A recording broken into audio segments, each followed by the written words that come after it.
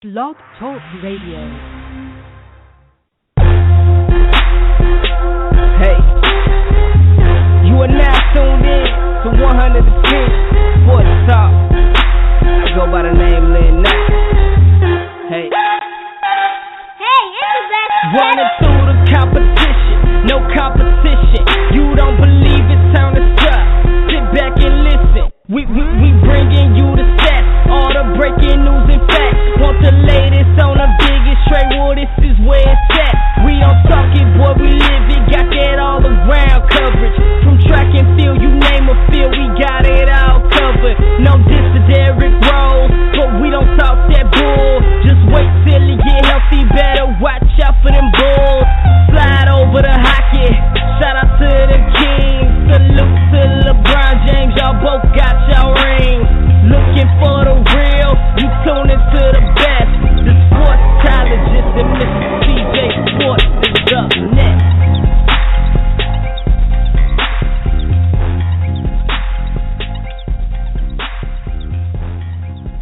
I want to welcome you to the 110 Nation Sports Show. I am your host, Mr. CJ Sports.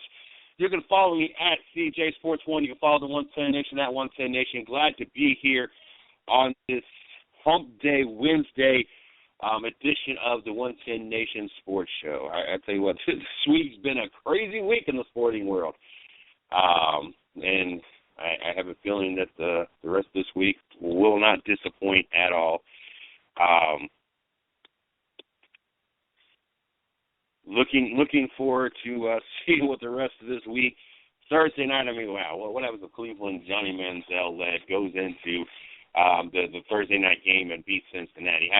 How much will that disrupt a lot of things? But glad to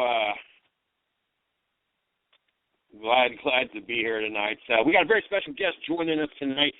We got Brandon Martin, brother of Dylan Martin, joining us, having an opportunity. Till the other day, I didn't know there was another Martin brother, another Martin boy. So I'm looking forward to the opportunity of meeting him in his new adventure, talk a little bit about his past. I'm just looking for the opportunity to have him on the show. Very excited about that. Also, we got Shorty joining us for the second half of the show to talk our NFL picks, as we do every week. Last week, gone 10-4. So looking forward to improving on that week 8 record. Yes, Shorty outperformed me. She got 3 losses. In 8 weeks, she has outperformed me twice now. Well, not twice. One, she tied me, but she got the point differential in the Monday night game. And then she got me straight up this week. But looking forward to doing that as well. If you're not checked out the morning show, make sure you guys tune in at 8 a.m. The 110 Nation morning show. Having a blast doing that, having an opportunity to get your guys' day started on the right note. Talk some sports, get you guys the latest on who won and who lost the night before, and just really trying to get things going in the right way in the morning. So make sure you guys check that out as well. Don't forget, tomorrow night we got Racing with Big Sweat. Steve Illmeyer, Chris Yellow Caution Flagging, there you go, Chris Yellow Caution Flag, and myself will be having the honor to have some local drivers back on the show tomorrow night and get to know a little bit about them, the struggles, their background, their career, what's going on, what the future plans are, how their season went, all those kind of things. So make sure you guys check that out. And also, don't forget Fridays as well. You got the CJ and Shorty show kicks off at noon every Friday day. There you go. Every Friday. Make sure you guys tune in and check that out as well. If you're not checked out our website, go over to www.the110nation.com. If you've not checked out our blog site, go over to www.110nationsports.com as well. If you're not, if you don't like us, one, it's kind of rude not to like us, but if you not like us, here's your opportunity. Go over and check out my fan page, Mr. CJ Sports, and like us, or hit us up. Hit up the 110 Nation on Facebook, 110 Nation, and like us there as well. We like to be liked, believe it or not. might not necessarily care if you like what I say or not sometimes, but we do like to be liked. So check that out and like us as well over there.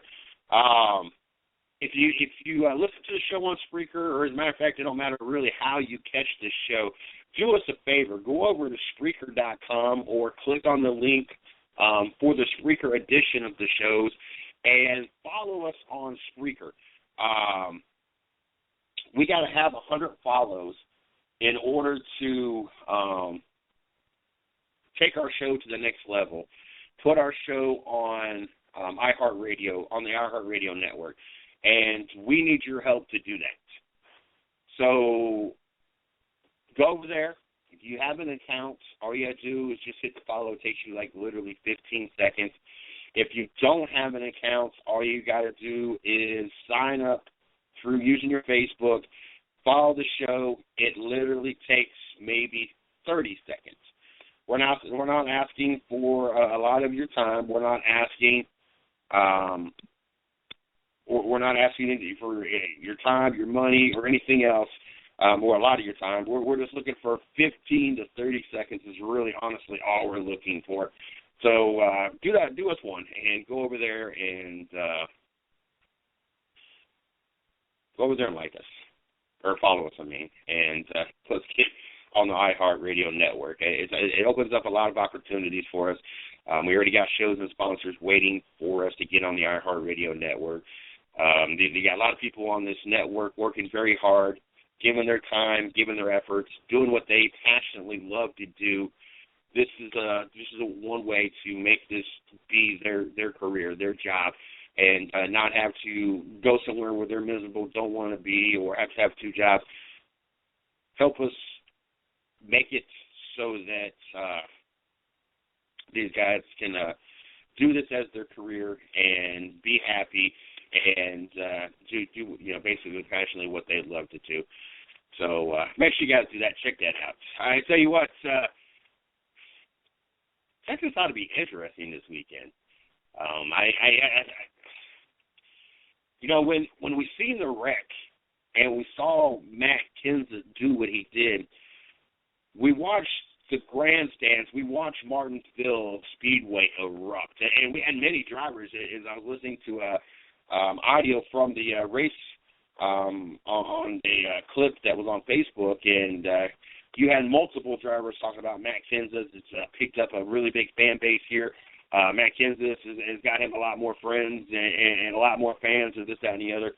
And then once everything kind of settled down, it was kind of mixed reviews. And I was taken back by it at first. I'm like, this is really no different than what we've seen all year long, and this is no different really than what Joey Logano did to Matt Kenseth. So, why now all of a sudden is there mixed reviews? And now that the dust is cleared, and I think even more now that the penalties have been dished, I think that it's kind of the support is kind of swung back in the favor of Matt Kenseth. There's people out there that might not necessarily agree with how Matt Kenseth held it. I'm not one of them. Boys be boys. Let's there's no doubt in my mind that if Dale Sr. would have been that driver, no eyes would have been batted, no thoughts of suspension would have ever been even imaginable. And here we are in today's NASCAR that they have pansied it down and to an extreme amount. And there to even be talks of a suspension, none alone them actually going through and suspending him for 2 races. Really, it's an insult and a slap to the history of the sport and the drivers that have been in the sport. But it just seems that ever since the ruling has come out, it's kind of swung back in Kenseth's favor, regardless of how you feel or not, whether or not that was the best time or the best way to do it. Most people also feel that he shouldn't be suspended for it. And I think it's funny and entertaining that there's so many people supporting Matt Kenseth is we're seeing hashtag free Matts and everything else. And I tell you what, Texas ought to be interesting. I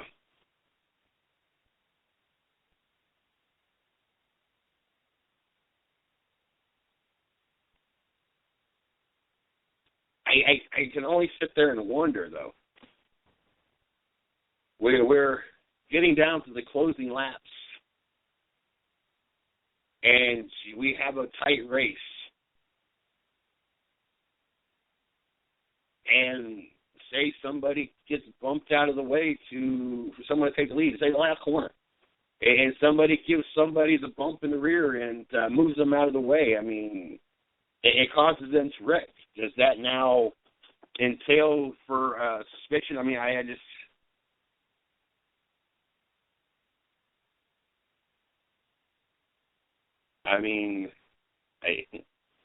NASCAR has got themselves in a predicament that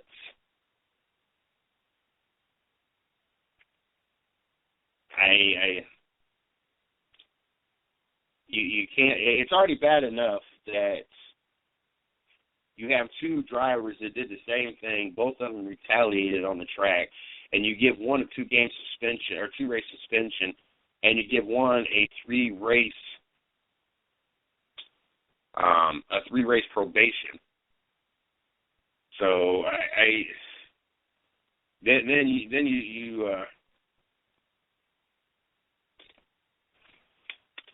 just NASCAR.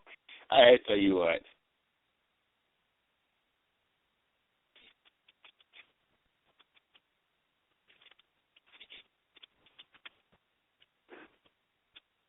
I think it's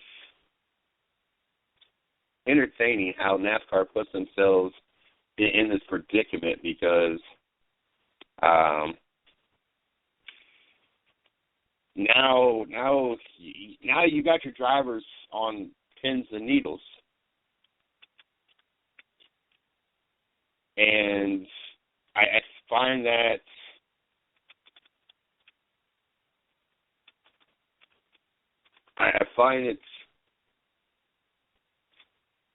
it's going to take away from the sports.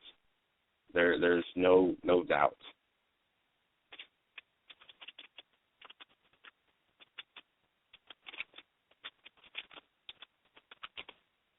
And now we're not going to see the same product that we saw in the chase last year, and now we're not going to see the same product that we've seen in the chase so far this year.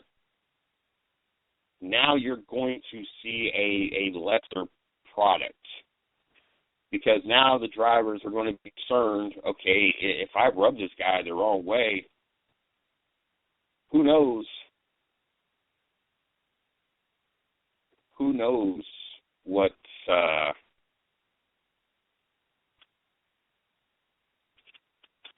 who knows how this is all going to play. I don't know. NASCAR, I find it funny that NASCAR just got themselves, they put themselves in the middle of something that they should have never put themselves in. They shouldn't have listened to the veteran drivers out there run their mouth that there's a reason why they're no longer in NASCAR, or some of them why they was never good in NASCAR. And they should have went with what worked back in the day with Dale Sr., Darrell Waltrip, Rusty Wallace, and whatnot. And they should have not worried about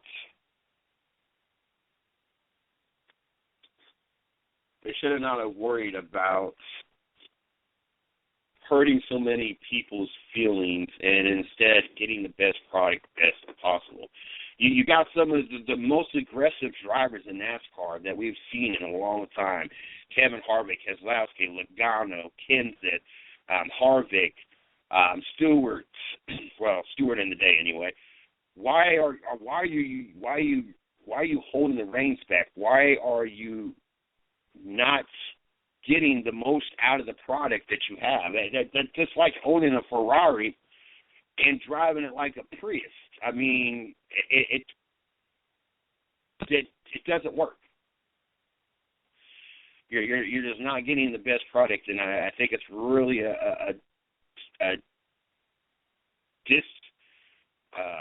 what word am I looking for? It's doing no justice to NASCAR, and I know there's people out there that feel the opposite, and they feel that Kansas should have got even 3 races. He should have been done for the end of the year. There was a lot of fans out there, or so-called fans anyway, I think, which is more of anti-Kenseth or pro-Logano fans or whatever. But I think that the true NASCAR fan out there, the true fan that truly wants to see door-banging, wheel-to-wheel action, enjoyed what they've seen so far in this chase. What they've seen out of Joey Logano doing to Matt Kenseth, what they saw out of Matt Kenseth doing to Joey Logano.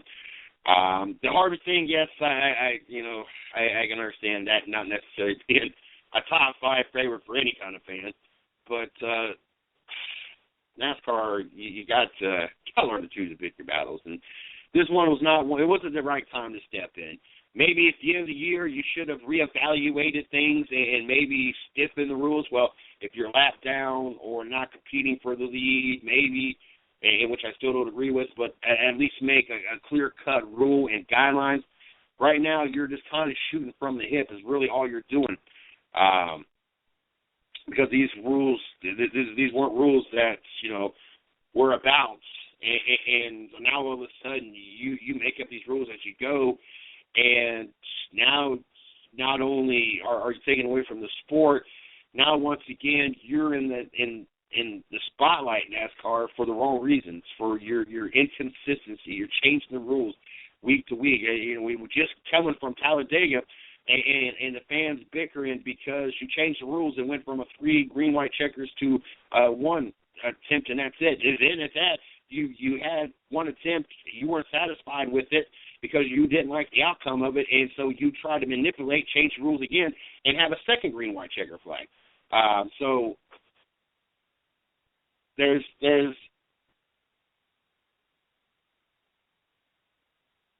a lot of things that NASCAR has done to really screw up this whole process. And by them doing what they just did by suspending Matt Kenseth for 2 races, obviously is not the right decision, not a good move. Kenseth is going to appeal the process. I'm not going to hold my breath that things get overturned or changed, but at least they're going to attempt. And there's a possibility it will get overturned. I mean, the inconsistency. You start going, in front of them and saying, look, this is what Joe Logano did just a few weeks back. This is what Kevin Harvick did at Talladega. This is what Danica Patrick did earlier in the same race. This is what Brad Keselowski did at the restart to me and took out Kurt Busch, which was also chase implications.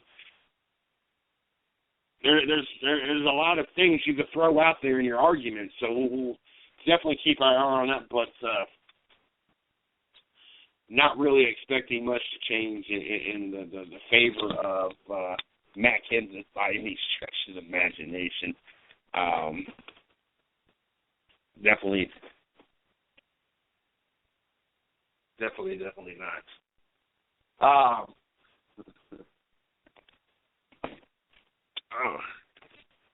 Oh no! Or the microphone will blank there for a second. Not supposed to need to happen.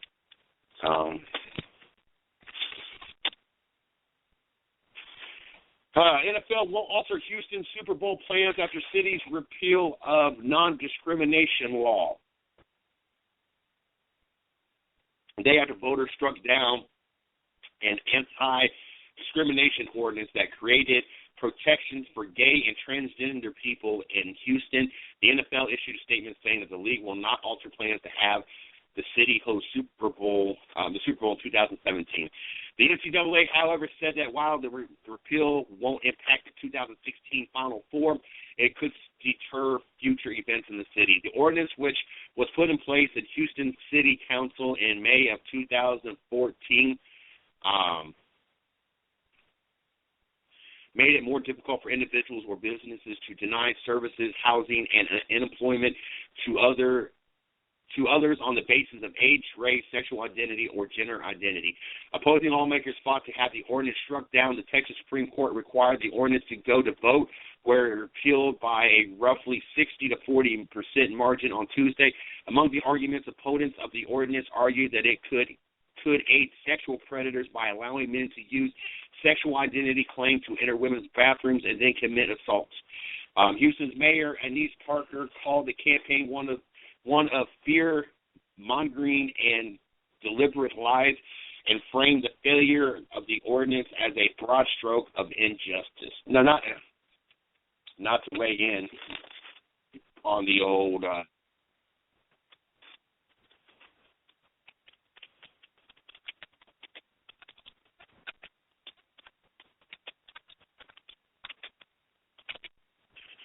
but we saw this kind of same situation in the high school, where originally the transgender boy was allowed to shower with the girls, and I know that was a big to-do, and I think they finally got that overturned.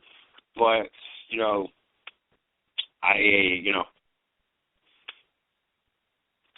and I can see where the issue is, and I know that you're going to have all those activists out there. Well, now you're stretching for reasons why to discriminate this, that, and the other. But we have a prime example in high school of this being possible. I mean, when you start having transgenders, and when it comes to sports and stuff, and showering and naked, we have enough trouble. As we watched, NFL Network that was doing a live interview with Pac-Man Jones, and you could see the Cincinnati Bengals players in the background, just freewheeling it, and so it happens as it is. But now you're providing an atmosphere where now you're asking for stuff like this to happen, especially in athletics, where people are just openly showering, walking around, and everything else. I mean,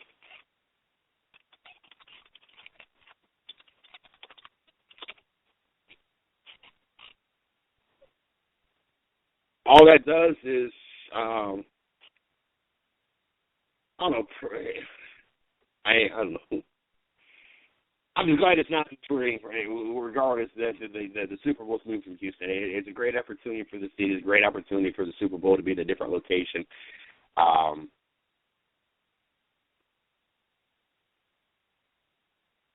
So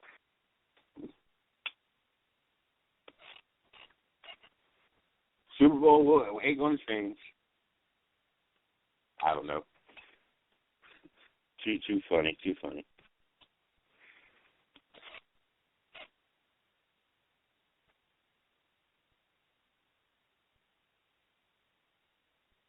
Got some great games on tonight. We got the Cleveland Cavalier New York game. They're just back in the third on at the house. But Boston and Indiana tied up at 8 with a minute left in their game. You got Milwaukee at home against Philly, up by 2 with just getting underway in the third. Oklahoma City is up by 6 points at home over Toronto, about halfway through the third. Orlando in Houston. Houston's up 68-59, just getting into the second half of the game. Brooklyn in Atlanta. Atlanta's up 52-50, 9 minutes left in the third. And Phoenix just getting underway. Phoenix is up 20-14. There's about 3 minutes left in the first. And Portland in Utah. Portland's up 17-11. 5 minutes left in the first as well there. And then later on tonight, you've got Los Angeles Clippers against Golden State, 2 4-0 teams going against each other. And earlier tonight, it's already finished up. Washington over San Antonio, 102-99. Make sure you guys check us out in the morning. The morning. I know that's weird to say, but the 110 Nation Morning Show, 8 a.m. Monday through Friday. Have a great time with that. Talked a lot of great topics. We talked about the The new the new polls, I guess, is what you would call it, the new college polls with the playoff implications now that they got those in full effect. With Clemson being number 1, LSU 2, Ohio State 3, Alabama 4, yes, 2 SEC teams. I think there was some upset people, just like there was some upset Big 12 people. But you know what, Big 12, get over it. That's all I can say is get over it. You got 3 teams, I understand, in the top 25. I understand you got 3 teams undefeated. But to this point, they have played nobody. When I say nobody, like half the schools, I didn't even know they were even in school. I don't even know if they're college or high school teams still at this point. Really not sure, to be 100% honest with you. But Big 12 fans are not too happy with the fact that the SEC has got so many games or so many teams in the top 4, and they got 6 in the top 25. Ohio State got 5, Big 12 got 4. And those conferences right there taking up 15 of your top 25. You got 2 ACC teams, Clemson being the number 1 team, and then somehow Florida State still managed this weekend. The London Calling. NFL agrees to play regular season games at Twickenham Stadium. The NFL is on the move in London with more games to come. After nearly a decade of playing its games solely at Wembley Stadium, the league says Tuesday would stage at least 1 game per season starting next year at Twickenham Stadium, the home of the England's national rugby team. We are committed to continuing to grow our sport in the UK and believe that adding Twickenham Stadium to our roster of host venues in London is further evidence of the commitment. NFL Executive Vice President of International Mark Waller said, the agreement is for at least 1 game per season over the next 3 seasons, or next 3 years with an option of 2 more. The NFL has already agreed to play at least 2 games per season at Wembley through 2020 and has also reached a 10-year deal to play at least 2 games at Tottenham's new soccer stadium starting in 2018. That means there will be a minimum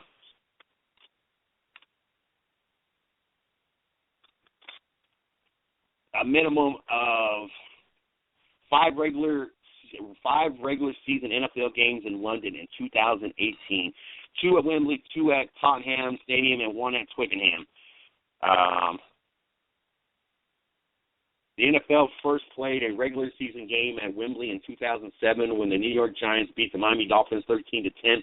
This season, the league had 3 games at the home of England's national soccer team, concluding on Sunday when the Kansas City Chiefs beat the Detroit Lions 45-10. Attendance at Wembley has been big, with more than 80,000 spectators at all but one of the 14 games so far. The highest attendance was 84,254 in 2009 when the New England Patriots beat the Tampa Bay Buccaneers 35-7.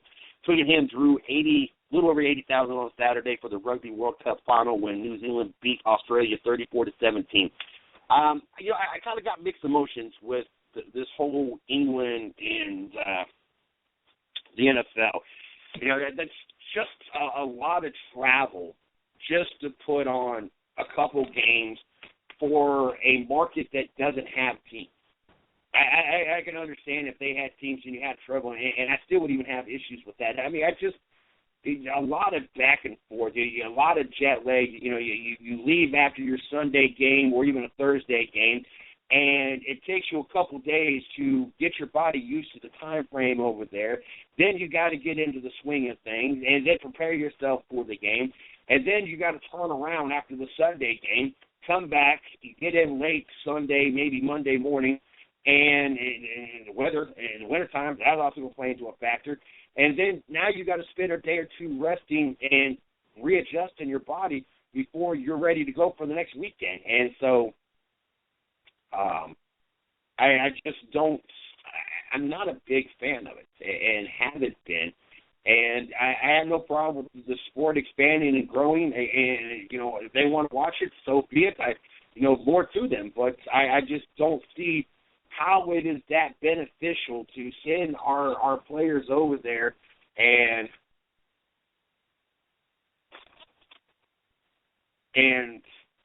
disrupt what has worked for so many years.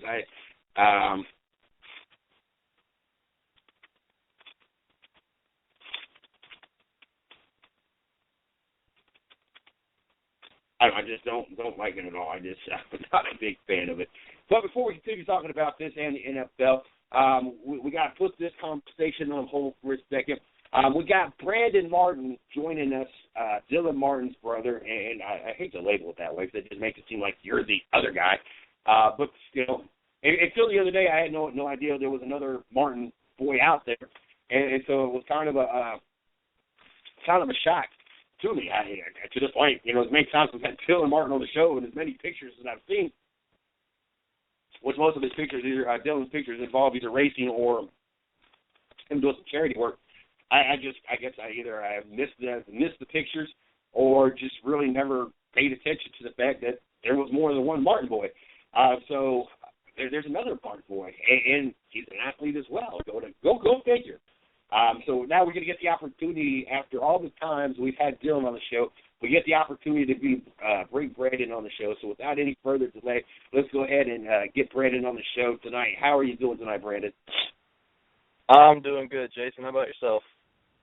I can't complain at all. Glad to have you on the show. I was kind of shocked when Miss Lee passed the information on that there was a whole other Martin brother. So this is a whole. It's almost like me finding out I have a long lost brother somewhere. I mean, that's just kind of the news to me. But with like we do with everybody else, to include your brother, before we jump into this one, we give you an opportunity to plug yourself, such as social media, Twitter, Facebook, Instagram, anything that you use.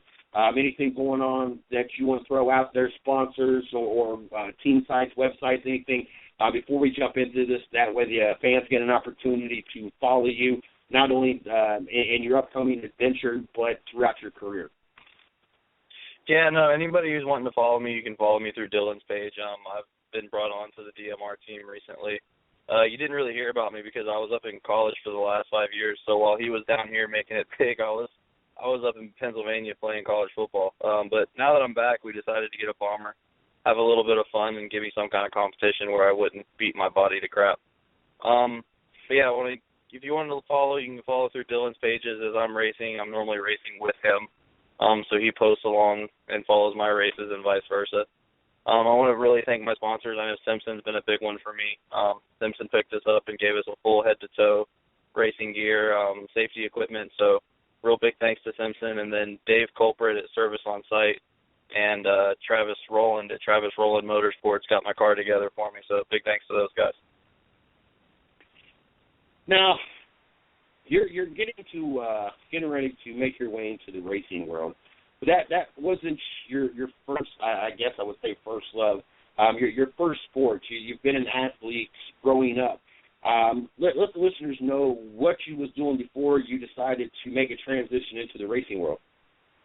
Yeah, well, for 17 years, I was actually a football player, and it was funny that you mentioned how you didn't know Dylan had a brother. Most people in the racing world don't, but I'll tell you, in the football world, it's the other way around. I've been playing football for a long time, played at Lakeland, and then went up to Geneva College for 4 years, and then coached my 5th year. I was a 2-time All-American up there. Football, you're right, football was definitely my first love. I also did a little bit of powerlifting while I was in high school and in early college. Set a few national records. I mean, that was a good time back then, but now that we're out of it, we kind of wanted to find something new and less physically damaging. I tell you what, there's nothing like having the opportunity to body lift. If people out there that have not got the opportunity or have not done it, I've competed as well.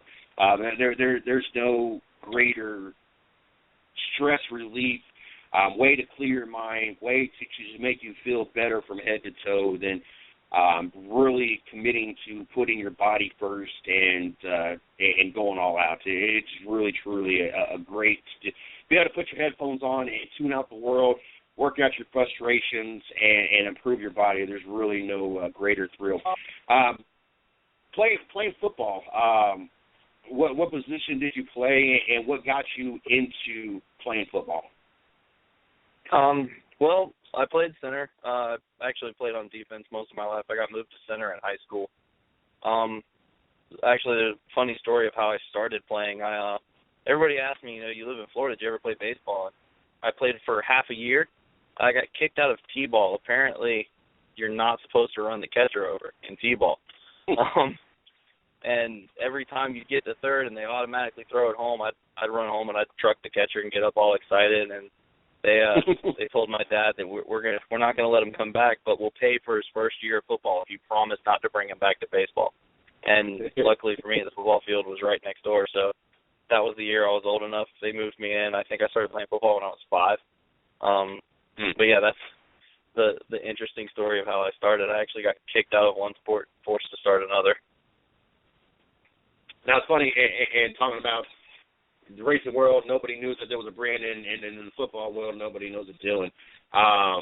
If you choose a picture of both y'all next to each other, you would not even imagine that you guys were even brother. Dylan looks like he might be a $120, $130 soaking wet. I would venture to say you're more of a 250 to 260, somewhere in that ballpark figure kind of build. At least roughly, you're a much bigger guy than Dylan, and that was kind of humorous to see. It's kind of like me and my brothers. You know, when I was competing, I was 250, 260 as well. And I have a brother, and as much as I hate skinny jeans, I have one brother that actually has to wear skinny jeans because that's how small he is. Can't find regular size jeans. So it's rather entertaining sometimes when you get us all together. What made you leave football? Well, I was hoping to go pro. I had a few AFL looks, and I was thinking about doing it, but midway through the third quarter of my last game in college, I blew out my knee. It was actually my other knee. I blew out my right one 6 years before that, blew out my left one, and then the offers fell off the table, and I kind of decided, you know, I was moving away. I was coming back home. I was getting married. It was time to grow up. Went into the family business, got a real job, but you know, at a certain point, it's time to say you got to hang up the pads, and I guess that was my sign that it was time. Now, how hard was it to be talked into changing careers when it comes to sport-wise? To go from wanting to tackle and hurt somebody to, I mean, and don't take this the wrong way, I'm one of the biggest NASCAR fans you'll ever meet, but basically go from going up down the field and wanting to rip heads off to making left turns all day long. You know, it actually wasn't that hard. I kind of wanted to do it.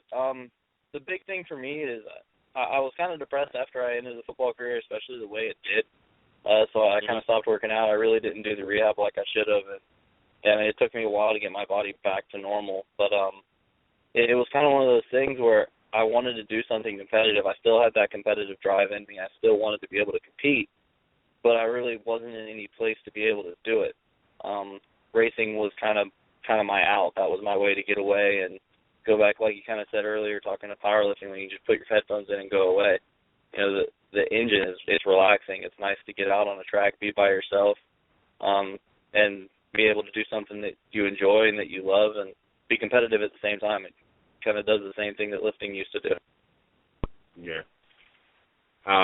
That's, you know, some of the best days or best parts of my days was being in the gym. You know, I get in there, you know, especially when my ex left, and she took the only working vehicle, and people used to be blown away because I had a bike at work, so it was 10 miles each way. So, you know, I would leave work 3 hours early. I would take the first 30-minute bike up to the gym. I would spend there about almost 2 hours, and then I would turn around and finish the bike ride all the way to work. And, you know, it was no greater feeling, as aggravating as it was. And as much as I sat there and cussed the whole way there, the fact that I'm biking down a major highway for us, and knowing that my ex didn't have her driver's license, her boyfriend didn't have his driver's license, and that car was just sitting there, there was really no greater feeling. And I tell you what, I had probably the best hand in October that anybody had in the state of North Carolina, because it seemed to work out that 3.5, almost 4 weeks, it did not rain one single time. So, for those that are down in the dumps and you're depressed and you just feel blah, you really got to take an opportunity to really look into some kind of activity in the gym, powerlifting. It really gets you motivated. It really helps build your metabolism and get your body functioning right. And, you know, definitely agree with that. Have you raced before? Is this something that you're just kind of going blindsided into and is new, or have you been in a race car before? Have you actually turned laps before? I've never actually turned laps before, so as far as that, it's going blind. I necessarily wouldn't call it going in blind, though. I mean, I've been with Dylan, while he was doing it, especially in the early going as he was coming up. So I was always on the cruise. I was always, around the race cars and watching them. But, no, I had never actually turned a lap myself. We did that for the first time a few weeks ago. We finally got the car ready. We practiced on Thursday and raced on Saturday and did the same thing the following week, and we're doing the same thing this week. It's just, it's definitely a learning curve. And it's kind of fun because Dylan's been helping me more than anything. When we're practicing, we'll get the radios that we use for the Super, and he'll get in my ear, and he'll coach me through, help me out with my line, make sure everything's going good. But driving ability goes in anything. He's kind of been coaching me along and showing me what to do.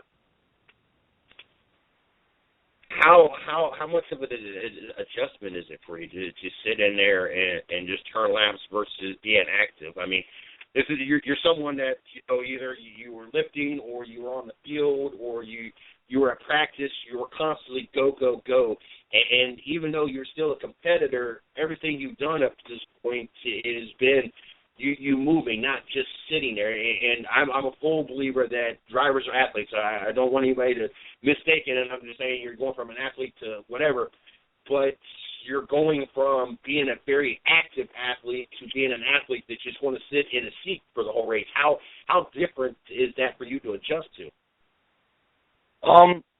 I'd say the adjustment is more mental than anything. You're absolutely right. Physically, it's not nearly as demanding as, say, a football game would be, but mentally taxing. It's incredible. The other day, we raced on this Saturday. We actually were practicing in New Smyrna that morning with Dylan Super. We left there, hauled butt over to Lakeland, switched the cars in the trailer, and then ran to Auburndale and raced Auburndale Speedway with the Bomber. The whole time trying to figure out how we were going to set the car up, and then once you get in it, it's all reaction time. Mentally, it is just as taxing as a football game, if not more, to be honest. You have to process a lot more information at one time, rather than like in the middle of a football game, you get a break every 10 seconds to recoup and move on to the next play. In racing, it's not quite like that. You can be going, 15, 20, 25 green flag laps, and you have to be on your toes the entire time. So physically not as demanding, but mentally is just as taxing. Now, what is the Bomber class? I've never heard of this class, but I'm a person. Hell, until I started doing the show, I didn't know that there was professional go-kart leagues and everything else. I thought that was just something everybody grew up doing just for the hell of it and for fun on the weekends. I didn't know there was a whole series and a whole league. So, when it gets to some of these different series and these different classes, I'm clueless. What is the Bomber class? Bombers are one of the lower classes. It is. What I have is actually a 1979 Delta 88, and it's as close to true stock car racing as you could possibly get. Really, the only thing that we've changed, we've added roll cage, we've gutted out the car, but the engine, the transmission, all that has to be stock. All the shock packages and everything like that are stock, at least, somewhat. But for the most part, it's a true stock car. It still has the body, the frame, the floor pan, everything is stock like it would have came off the shelf, just completely gutted out. So it's a fun class to race. It's not what your typical race car would look like. You would be able to drive this car down the street if you put headlights and taillights on it. It'd be pretty fast though, and it's fun when you get them that close together because instead of where it's like Dylan Super, it's a nice light car where Dylan drives. This thing is a tank. They beat the crap out of each other. We'll beat and bang all the way down the front stretch. It's a blast to drive. They're nice and stable, so if you get touched going into a turn, you can save the race car. It's not going to instantly go on you. But it's a different style of racing from Dylan. Dylan, they try to stay clear of each other. They don't really like to make contact because those cars are fragile. Mine is not. Mine has a battering ram on the front, and we use it. So you would be better out there being with Matt Kenseth and Dylan Martin's out there. Needs to be out there with Brian Francis at this point. Yeah, that's about right. That's a good comparison right there. Kenseth will fit well into ours. How big of a track is that you'll be running on, and what is your ultimate goal? I mean, are you just happy with just doing this, or are you trying to, advance your career? What exactly are your plans? Yeah, for now we're sticking with this. We're going to stay with this for a couple of years. At least let me get the hang of racing. I don't want to move into anything that's breakable before I get the real hang of driving and get good at it. I think our ultimate goal for me is I want to get back into the trucks. I know our family loved the truck racing when Dylan was doing it. It's a family. It was fun. And kind of the reason we got the Bomber was when we moved into the super late class with Dylan, it's much more serious than it used to be. You have to take everything much more seriously. The money goes up. Tempers go up. But it's a much more professional class than the trucks were. Whereas, with the Bombers, we kind of needed something to relieve that stress. Everything has to be serious on a super late model race day. With the Bombers, we can kind of be more relaxed and hang out and enjoy racing rather than making sure we have a good finish and keeping the car clean. So for now, we're going to stick with the Bombers, at least for a couple of years. But I think my ultimate goal would be to get up into the trucks and get our family back into that. Hopefully by then Dylan will be in NASCAR, though, so we won't have to worry about it. Are you wanting at any point to have an opportunity to be out there competitively competing at the same time with your brother? You get to see this like Kyle Busch and Kurt Busch and the brother rivalry and everything else, and then we've seen Albani's out there together. Of course, Earnhardt's out there together back in the day. Is that something you guys would love to have the opportunity at least once in your guys' career is be out there at the same time and competing against each other? Oh, absolutely. We've actually already been looking at getting stuff like that set up where we rent somebody else's Bomber, or maybe we could both be in a truck race at some point. Yeah, that'd be a blast. I know Dylan's racing the Supers right now, and I don't even want to think about getting into those. My driving level's not there yet. It would be fun, but I'm not sure it'd be safe. But yeah, we've talked about it. We're talking about getting renting another Bomber at some point and having him rub doors with me, or possibly getting into the trucks together when I get there. But that's absolutely something that we want to do in the future. When are you set to debut? When do you think?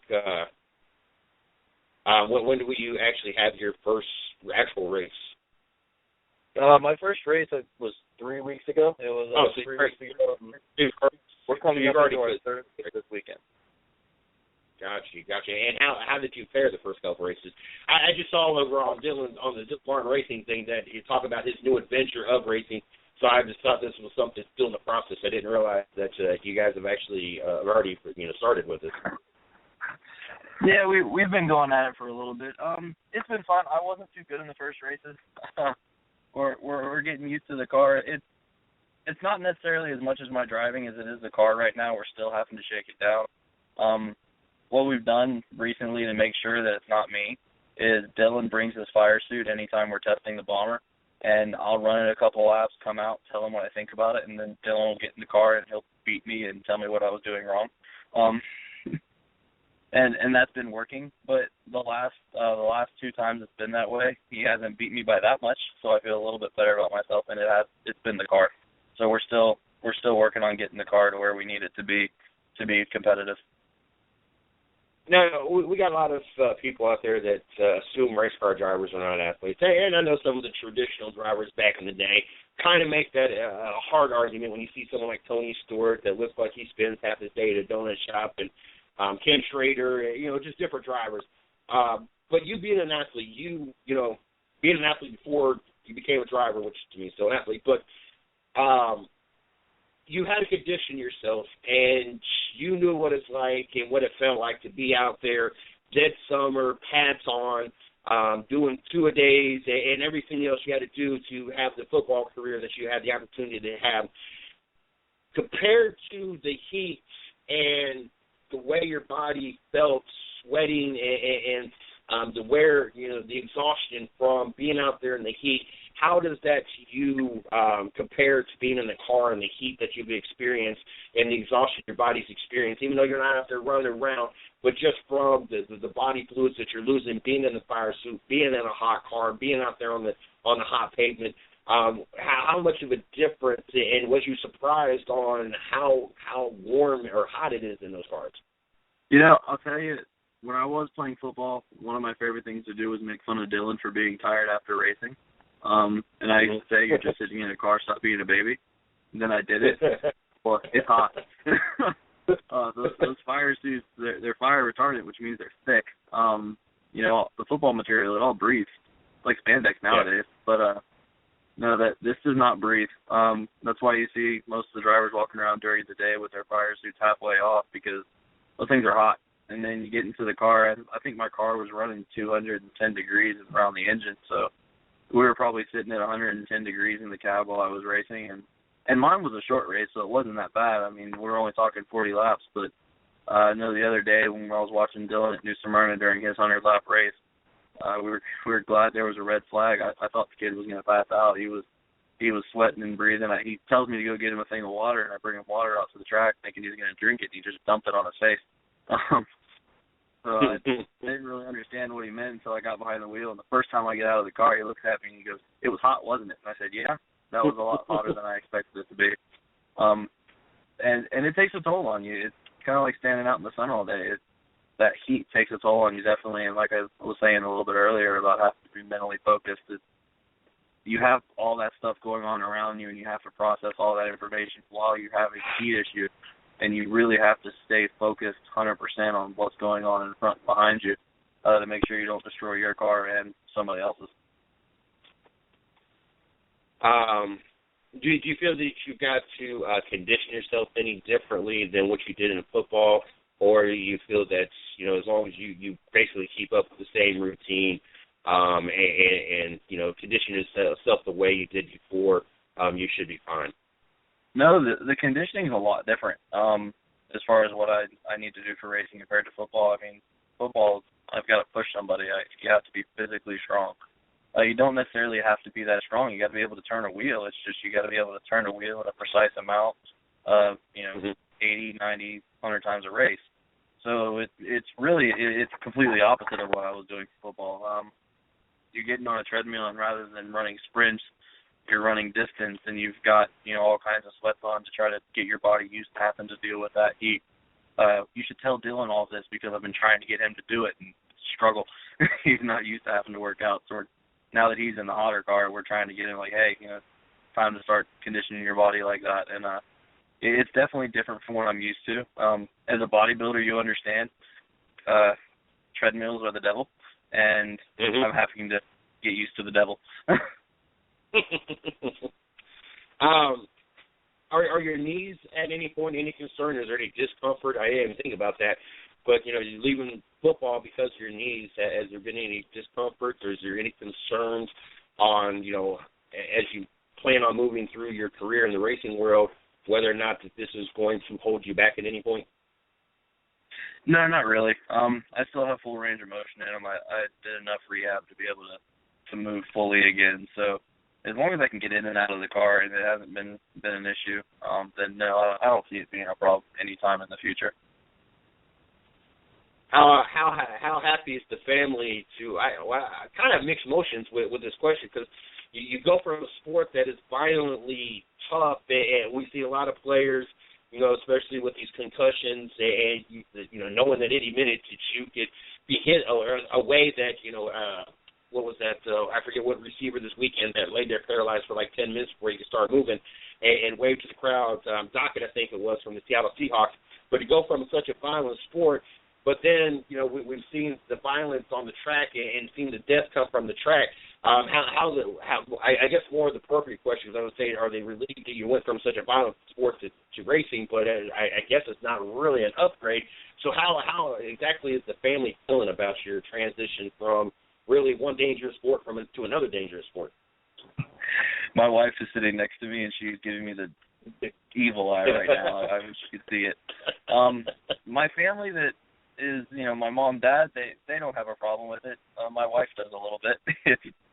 I understand what you mean about the concussions. I had, I think, 10 documented concussions. I had some pretty nasty ones in college.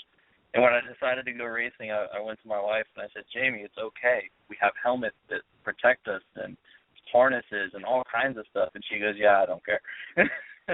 She hates when I race. She's a nervous wreck the whole time. I was actually, during the race, I just found out today that she couldn't see me, so it was a big, giant waste of energy. But I was trying to signal her during cautions because I got taken out one of the cautions. I was trying to give her the thumbs up like I was okay, and apparently she didn't see me. But, yeah, most of the family's okay. My wife, not so much. She is a nervous wreck when I'm behind the car. Was she a nervous wreck watching you play football, or is that just something she grew up watching you see, or at least seeing you for many years playing it anyway, and really didn't think much of it? Yeah, we met in college, and that was all she knew. She met me during football camp, so that's all she ever knew of me. No, she says she's always said it never bothered her.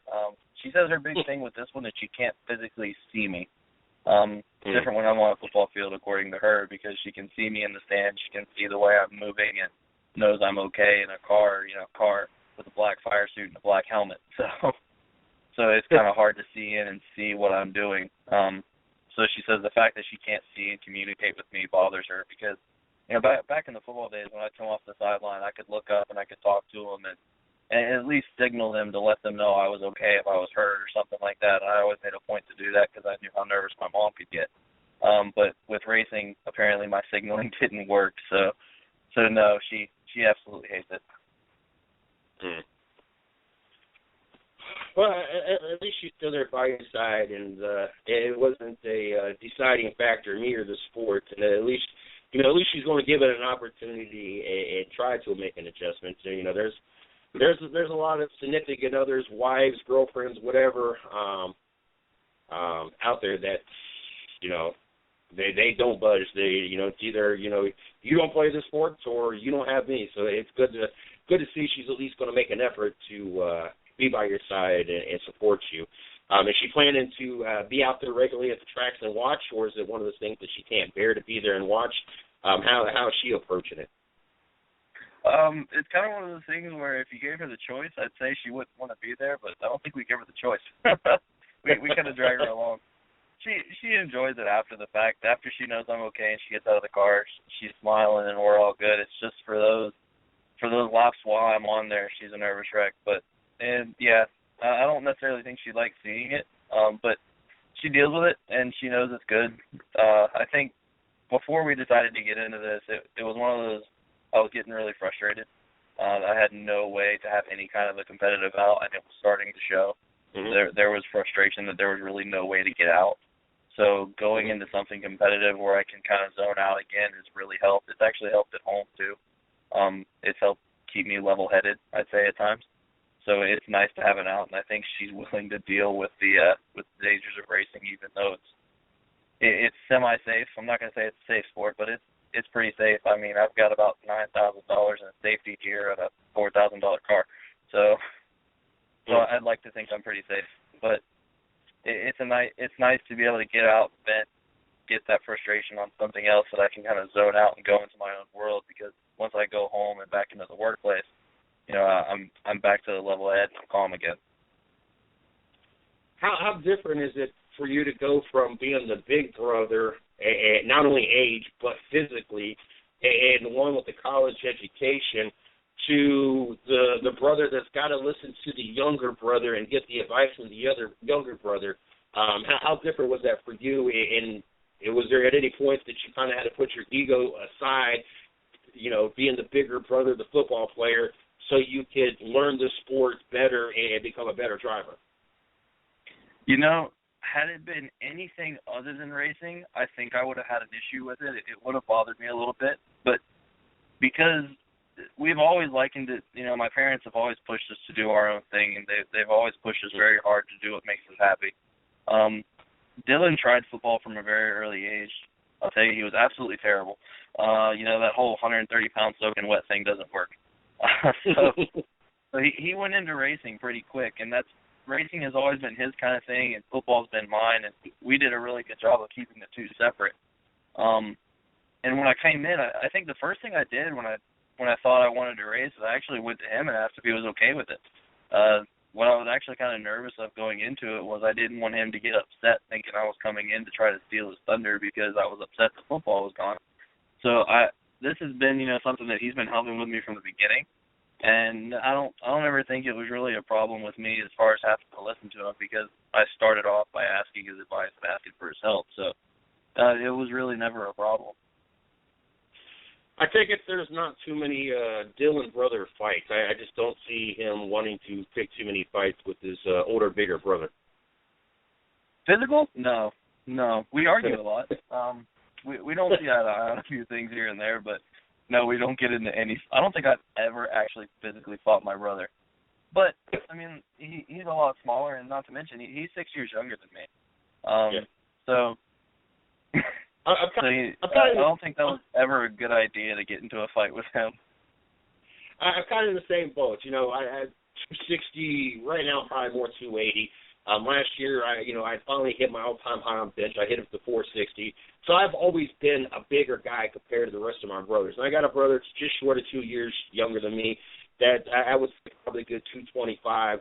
And then the two younger brothers, they're taller because they came from a different father, but they're like rails, and there's no size to them at all. So needless to say, I've never, ever had an issue with any of them wanting to approach me that way, not only my size, but I think just the fact that I was military makes them all, you know how people are, well, he's been in the military, I don't want to mess with him kind of concept. And, I'm probably one of the most laid back, bounced for 10 years, did the military thing, and I let more things off my chest, and I get criticized for allowing more things off my chest. But I look at it as, at the end of the day, one, there's a reason why I've never been locked up, and two, a lot of things, it's stupidity. I just don't get riled up about a lot of things that other people get riled up about. My ex used to get really irate any time that our orders got wrong, anytime we went through fast food, and both of us had worked in, a different, I had GM like 5 or 6 different places, and I know stuff happens, and I just let it go. I'm like, look, as long as I got something to eat, and if it's mine, then okay. If it's yours, I'll take you back up there, let you take care of what you need to take care of. If it's mine, as long as I can eat it, I know stuff happens. Yeah, I might not be thrilled with it, but as long as I'm getting something to eat, I'm fine. I'm not going to waste my gas going all the way back there, making a scene, this, that, and the other. I think the only time that I really got upset, we have a place, I don't know how many there is in the world, but there's a place called Jason's Deli in Fayetteville here at the mall. And the server, we ordered our food, and I got a taco salad, and when the server brought it over, she ended up dumping it, and it dumped on my lap. Like half my food landed on my plate, and of course it's got the chili in it. And so, now I got stained clothes, half my food on my lap, and she kind of just scoops it up and dumps half of it on half my food on the tray and takes off, and I'm assuming they're going to come back with a fresh plate of food. I paid for a full plate of food, now I got a half a plate of food. And they, honestly wanted me to eat that, and that was kind of the end of it. And I sat there for a minute, they didn't bring nothing, and I calmly went up. In our area, it's kind of hoodish, Fayetteville. It's most commonly known as Vietnam right here at Fort Bragg. And, I very commonly went up there, unlike most people, and I'm like, look, I just want my money back. I was like, and they're like, well, you want money for your cleaning bill because you got it. No, it's like, look, no. I said, honestly, all I wanted was what I paid for. You guys didn't take the opportunity to replace that. I'm good. I just want my money back. I'll go somewhere else and eat. And even when I went online, I did their little survey, and I told them, I said, honestly, if someone would have came up and just replaced my food, I said, that would have been the end of it. I said, I didn't make a scene. Nobody else knew it even happened. I was like, I was cool, calm, and collective about it. Even though my food was dumped on me and you guys expected me to eat half a plate of food, I said I was cool. I said, honestly, all you got to do was replace it. I would have been perfectly fine. Gave you guys 5-star reviews. I've had the food there before. I know it's good. And so I let a lot more off my chest than most people, but I'm kind of in the same boat as you. I have younger brothers, and none of them are close to the same size or have the experience of what we've done in our lifetime, athletically or professionally. So it's one of those things that none of the little brothers ever tested me as well. So I was curious because, like I said, I was going through the picture, trying to put a picture to promote the show. I was like, there's a big difference in these two boys. Like, one looks like he's about twice the size of the other one, and it's always entertaining to see a sibling sometimes. Sometimes you would never imagine that they're related at all. I take it you're pretty excited about. You guys have any more races this year, or you pretty much done for this season? So we've got a few more. We've got a few more to go, and there's a big one coming up for him. My next race is going to end up being Saturday and Sunday, pending we can get to the track. I say pending we can get to the track because we're going to be testing out at New Smyrna with Dylan Super. Dylan's coming up to the Governor's Cup November 14th and 15th out at New Smyrna Speedway. It's a 200-lap race on Sunday. They're qualifying on Saturday. It's a massive super late model race, and he's been preparing for that. Ever since the last time we were out at Auburndale, the car said we weren't going to go back and decided that we were going to go ahead and get the car ready for New Smyrna. So it's all set up and ready to go, and we've been testing and tuning over there. And it's kind of made for a wild few weeks because what we'll end up doing on Saturday is we go out there and test in the morning and then try to run back to Lakeland and switch cars. And it's one of those things where in the racing world, as far as DMR goes, the Super is absolutely going to always come first, and Dylan comes first in the racing world. So we got to make sure his car is ready to go, and then if we can get it to where we're happy with it, we're going to run back to Auburndale and race. But the two last races of the season are going to be this weekend for me, and then Dylan's big one out at New Smyrna in the next week. Yeah. How excited are you for next year to be able to get a full season in? And are you guys going to be points racing, or are you just going to hit different tracks and just get the experience underneath your belt and possibly just trying to hit tracks that maybe pay a little bit better to be able to fix things and improve equipment? How are you guys game planning for next year? Oh, yeah, I'm absolutely excited for next year. Dylan's going to be kind of jumping around tracks with the Super, getting some experience, trying to get some exposure. Seeing if we can't catch him in NASCAR right is our goal for him right now, as we're trying to get him to move up the ranks in the NASCAR world. For me, I would like to run the points at Auburndale. The biggest thing for me, though, is I'm with him when he's racing. And with the Bomber class, they're not always running. And it's not necessarily they're not always running, but a lot of the classes and the tracks have different rules for the Bomber class. For instance, I would run the Governor's Cup with Dylan running the Bomber class, but my car is all kinds of illegal for New Smyrna, even though it's perfectly legal for Auburndale, and they're called the same thing. It's just the different interpretations of the track. So the plan for next year is anytime he's not racing, we're going to be out having a good time at Auburndale with the Bomber, and anytime he is racing, if we can race the Bomber, then we'll run it. But for the most part, we got to focus on his career and trying to get him off the ground, get him into the NASCAR ranks. How close are you guys to Homestead? You guys more closer to Daytona, or are you guys closer down to the Homestead in Florida? We are actually closer to Daytona. I think we're like 2 hours from the track at Daytona, and maybe 3 from Homestead. But we're actually going to the race. We're going to the Homestead races, and I'm all kinds of excited. Well, I tell you what, then we're going to have to make a point to meet up with you guys. We are doing media down there, so we'll be down there for Saturday and Sunday for the Homestead race. We got approved last week, so it was kind of why I was asking to see if you guys were ready to be in that area. We would love to have the opportunity. It's always great to have an opportunity to meet some of the guests on the show, so we definitely need to try to make a point to all catch up so we can all actually meet face-to-face and sit there and talk some more sports and racing and all that publicity kind of stuff and everything else. I'm definitely excited about that. Your thoughts on last weekend? What did you think, what you saw on the track, and what did you think about NASCAR's decision? I was talking with my wife about this earlier today, and she was laughing at me about it.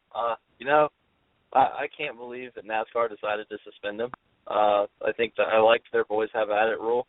And everything you've kind of been seeing is these drivers are having these interviews, and these guys are doing this on ESPN. They're talking about the driver code.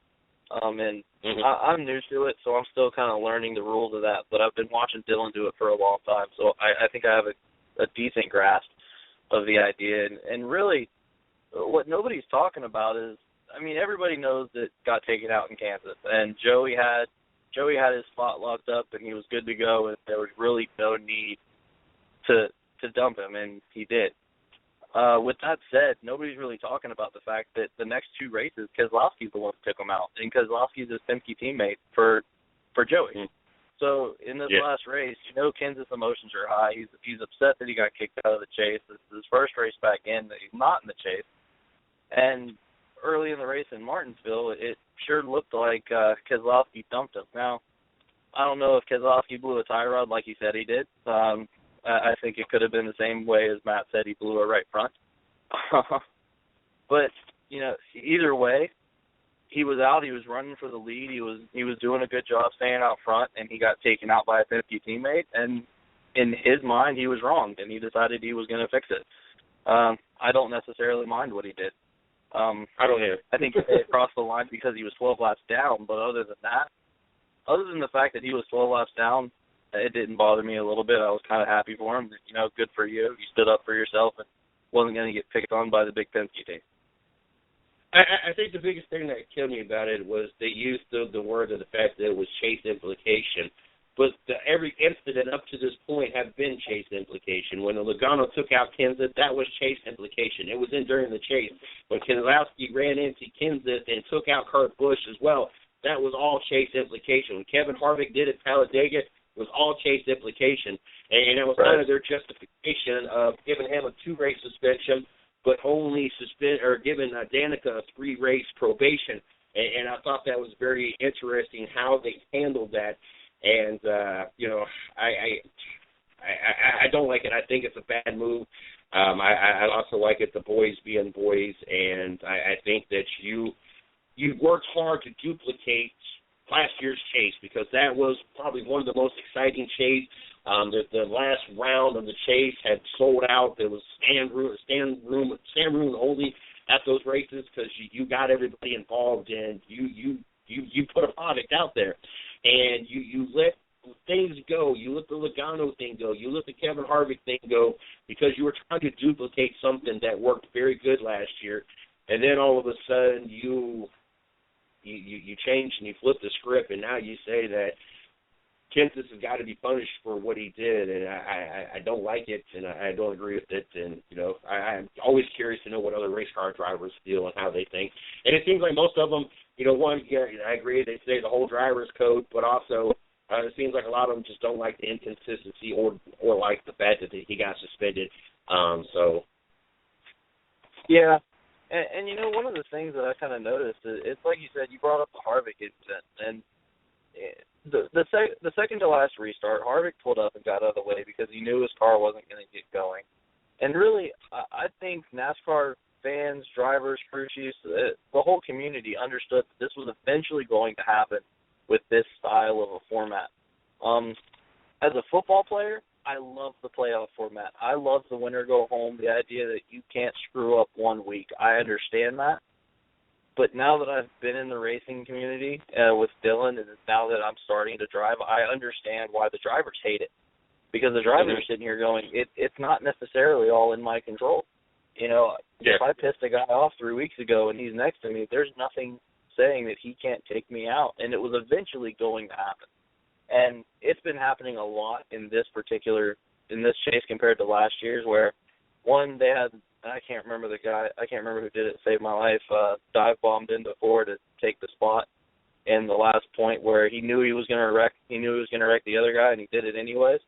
But in this case, people are actually causing wrecks and affecting the way the chase is coming out, where you have Harvick wad up half the field at the end of Dega, or you have Matt Kenseth who feels he's been wronged and he takes out Joey Logano. And, just like you said, where Keselowski took out Kenseth early in the race and he hit Busch. There's nothing that Busch could have done about that. He was an independent party in the process, but he ended up getting taken out and his day got ruined because Keselowski was having a little hissy fit with Kenseth, and then Kenseth decided to take out Logano. And the sad thing is Kurt Busch got caught up in all of it. Nobody's talking about that. In the whole Kenseth thing, two things that, I sit there and wait on. One, if I'm Kenseth, I'm sitting there thinking, I vow to make sure that you took me out of the chase, I'm taking you out of the chase. So part of me is wondering, why did you pick Martinsville? I know it's a slower track, less dangerous doing this, and, it's easier with it being a half-mile track, but you're taking away from eliminating him out of the chase. So now all you got to do is win one of the next few races, coming off 3 straight wins. Now it's a very high possibility that Joey Logano can win one of these races. But then the other side of me sits and thinks about it. You know what? He didn't eliminate you out of Talladega. He did you early in that round, so you had an opportunity to rebound and get into the chase. And I don't know if that was part of Kenseth's, reason why he picked Martinsville. If it was slow, or the fact that, okay, he didn't eliminate me out of the eliminator race. He eliminated me, he put me out of a race early in the round. I had an opportunity. I'm going to at least do him that favor. But either way, I kind of weigh my options on both of those. But either way, I to hear the crowd's reaction, and I thought, honestly, that would have played a lot into whether or not he was going to get suspended or not, because that Martinsville, it erupted. Like, I don't think I've heard a racetrack be so loud on national TV. Yeah, I have to agree with you. I think the biggest thing that influenced NASCAR's decision on this one was the media. The media was calling for Kenseth's head, saying that he can't do this and that. They're just going to turn into a wreck fest and nobody's going to watch. But what I did, and I wanted to kind of get a feel for how the fans were reacting to it, is I went on to NASCAR's Facebook and went and looked at the comments on it. And I'd say 90% of the comments were congratulating him, saying, good for you for standing up for yourself. And as far as, picking Martinsville, I don't necessarily think he picked Martinsville. I think he was frustrated in the beginning. And when he got taken out by Keselowski, he just decided, I'm going to go return the favor. In this case, Keselowski happened to still be in the garage. So he found the next best target and the one who had frustrated him originally, and he just happened to be leading the race. I don't necessarily think that he went into this saying that I'm going to take him out early because this is Martinsville. I think he got mad because he got taken out again, and he did something about it. Oh, we'll definitely see how Texas plays out. It's definitely a shame that he's got to sit out. I'm glad to see Dollar General is backing, the sports and backing him. Not really saying much and staying out of the comment area other than the fact that, this is pretty much the way NASCAR is, and pretty much we knew what we was getting into sponsoring him. So I'm glad to see that. I'm glad to see there was, no loss of sponsorship. Obviously, the whole Michael Waltrip thing, that was a big to-do and cost sponsorships, and then it cost Martin Truex a ride and everything else. So obviously all that's going to continue playing on. Growing up, being around a racing family, I'm going to let you go over here just real briefly. I didn't realize we had been on here this long. Growing up, what was your all-time favorite driver or a driver you idolized? And if it's different now, who is your current favorite driver? I have always been a fan of the Earnhardt family, and it's funny that we were talking about what Kenseth did because I loved Earnhardt for the same reason. He did not take crap from anybody, and he would let you know if he was upset with you. I always admired that. That was something that I could relate to as a football player, that, if someone makes you mad, go get them. So that was – I've always been a big fan of Earnhardt. He raced hard. Rubin was racing with him, and he had no apologies. And now I'm a fan of his son. I like the way he drives. I think he's doing really good. Junior Nation, I know it's kind of cliche, but I've always enjoyed watching that family race. And other than him, I'd say my favorite is going to be Kyle Busch. I can see people rolling their eyes when I say that. I like his attitude. It's the same thing with the Earnhardt family, and he does not care. He does not care about anybody's opinion but his own. And if he's mad, he's going to let everybody know about it. And I appreciate that honesty, especially in front of the media and in front of a big stage like that. Having the guts to tell everybody exactly what you feel. Put yourself in some situations. Some people aren't going to agree with you, but he doesn't care. He's going to tell you exactly what he thinks. And not only that, I honestly believe that Kyle Busch could outperform most drivers with three tires on his vehicle versus having four tires on it. I just think that Kyle Busch is a racer's racer, and he knows his car. He knows what needs to be done, and just listening to his in-car audio, you can tell he definitely is a few steps ahead of most of the other drivers when it comes to handling, making adjustments, and what he is able to do on the track. So I definitely, Kyle Busch is my number 2 guy. My number 1 is Danica. I used to be a Gord fan back in the day and won too much, got tired of watching him win. Then a Jimmy Johnson fan, same ordeal. And so now I pick Danica. I don't have to worry about her winning all the time. and then Kyle Busch does win all the time. I don't think you have to worry about her winning, period. You know what's funny to me about it, we talked about this the other day on Rubbing His Racing on Monday night. What is funny to me, I know not all her wrecks are her fault. And I know she gets tangled up on a lot of stuff, but she also causes wrecks. And what is funny to me is as many wrecks that she has caused and been involved with, you would think she would know how to retaliate and wreck somebody else intentionally. And it seems every time she retaliates, she takes herself out, and the other driver goes on and finishes the race. It blows my mind that she has no idea how to retaliate. Yeah, I've always enjoyed watching Indy drivers come over to NASCAR. It never seems to work. It works the other way. Tony Stewart being a good example, he was a NASCAR driver before he went over and started winning in Indy, and he did really good in that sport. But the way the cars are set up in Indy and how agile they are and the amount of power they have and what they can do, it's not the same in NASCAR. And I understand that it's not necessarily stock car racing because there's not stock, but the idea is the same. These cars, compared to other styles of racing, they're big, they're heavy, they're not as agile, and you have to really run them on the line of being able to control it and being out of control. And it's something very small can put you out. And a lot of these Indy drivers, you look at Juan Pablo and Danica, the two big ones that would come to mind, is they struggle when they come into these tracks because they don't necessarily, it takes them a long time to understand not necessarily how to handle the car, but how not to lose it and to push it to that very edge before it's about to go.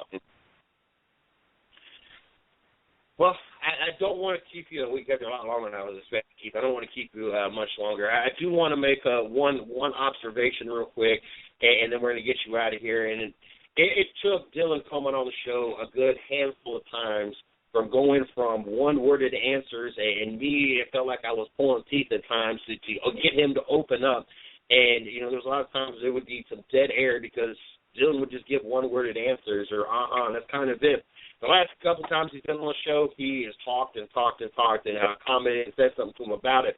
And, going into this interview and knowing that you're related to him, I wasn't quite sure how this whole interview was going to go because you could have been like the old Dylan or you could be like the new Dylan. So I'm definitely glad you're like the new Dylan and a very talkative person and not a simple 2 or 3 worded answer kind of person. But definitely want to thank you for coming on. I'm definitely excited about having both you guys out on the track. Looking forward to hopefully get to talk to you guys down at Homestead here in a couple of weeks. Good luck on your next race and the next season. Door, just like with Dylan, the door is always open. We'd love to have you make frequent returns to the show. Let us know what's going on, and also talk about charities and everything else that you guys are involved with. Because we all know Dylan's highly involved with a lot of different things, especially the Shriners. So definitely would love to have you come back on and see how things are going, seeing how the adjustments are going from football to racing. And I want to let you enjoy the rest of your night, and hopefully we'll be talking to you soon. Hey, sounds good. Thank you very much for having me. It was an absolute pleasure to be on. And, hopefully we'll see you down at Homestead. Yes, sir. You have a great night. All right, you too now. See you. Bye. That was Brandon Martin, Dylan Martin. We've had him on the show many times, and now we got the opportunity to meet the other half of the Martin brothers there. Former football player, now race car driver. Very excited about having the opportunity to be able to keep up with his career and get to talk to him, and hopefully Shorty and I will be able to meet up with them here at Homestead and have a nice conversation, have a good time hanging out and everything else. So,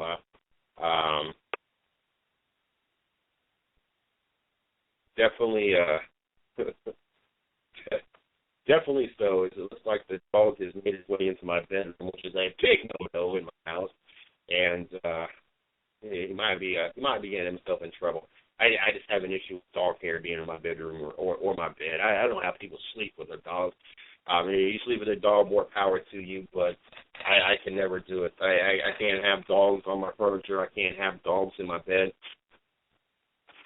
I do not want to wake up covered in dog hair or have dog hair all over my clothes. My brother was that way as he had a wolf dog or whatever they're called, and that house was pretty much white. was a wolf. I don't know if it's a Siberian Husky or not. Whatever. I've dated a few Huskies. Oh, goodness. We got Shorty coming into the studio. As a matter of fact, we got her in the studio now. We're gonna do our weekly NFL picks. Not moving around. Well, you kind of, like, unmuted me in, like, the worst possible moment.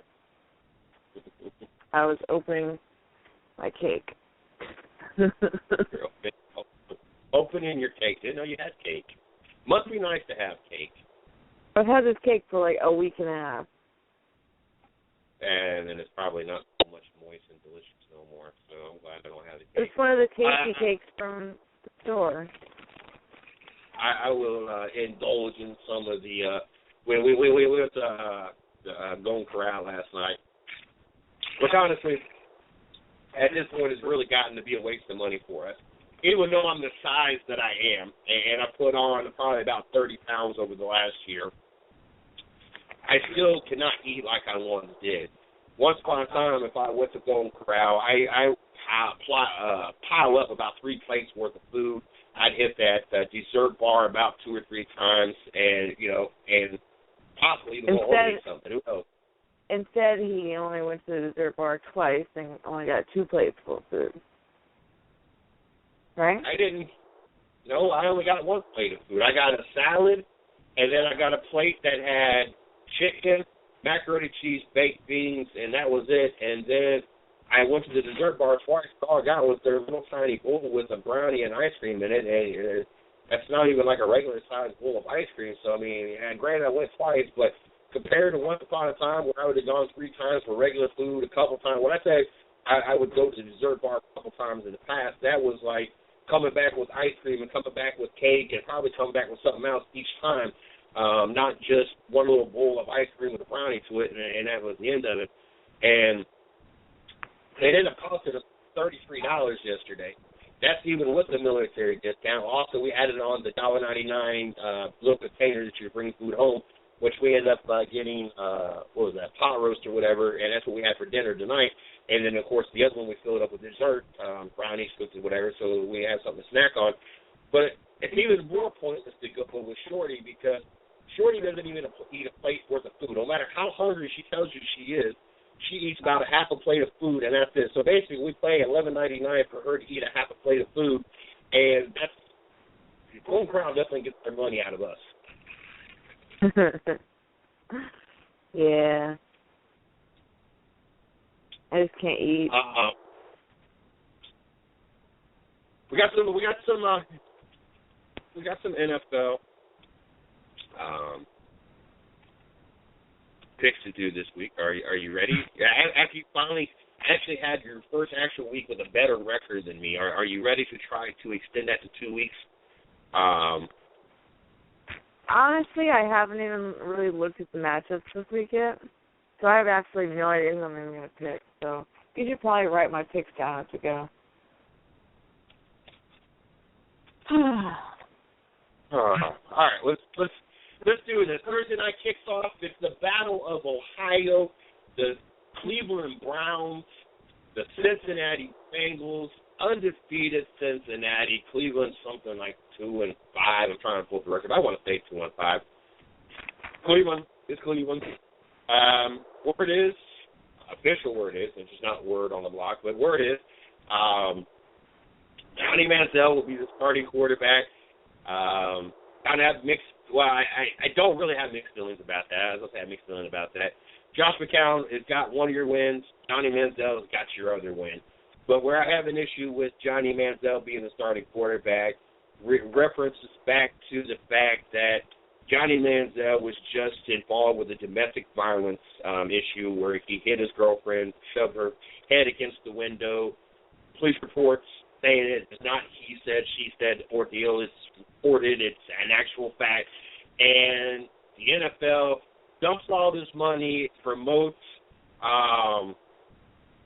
stopping domestic violence and everything else.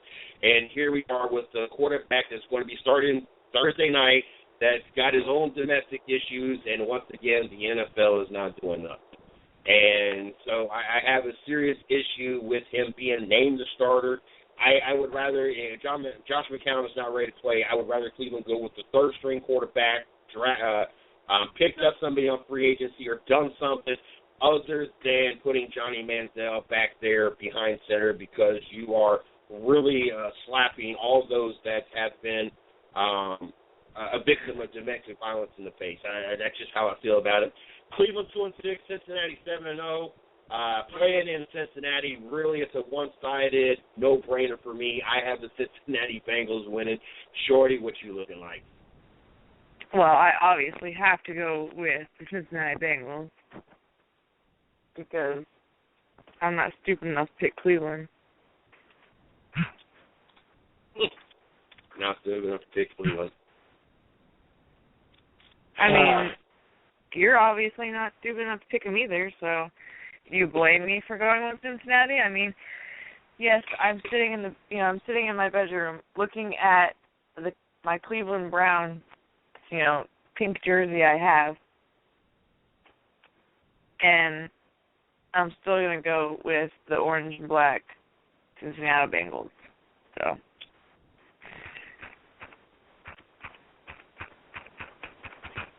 Next game. Who's next up? We got St. Louis and Minnesota. Minnesota and St. Louis, a very interesting game here. Minnesota sitting 5-2, winning 3 straight games. St. Louis as well, looking strong off 2 wins, sitting 4-3. Todd Gurley putting on one hell of a rookie season campaign. At both of these teams, and really just as much in the hunt for the wild card as any other team. I don't think either team is going to get their division. Green Bay could fall off the face of the earth, and Minnesota sitting at 5-2 and 3 games over Chicago and 4 games over Detroit. The city really with the really good possibility they can make a run for their division, but most likely not. And then Arizona, as long as they don't have any more bumps in the road, it's going to be really hard for St. Louis to win that division, and then also they got to compete as well with Seattle, who are starting to find their way back at 500 with a 4-4 record. St. Louis traveling to Minnesota. I'm going to pick the Minnesota Vikings at home. I'm gonna go with St. Louis.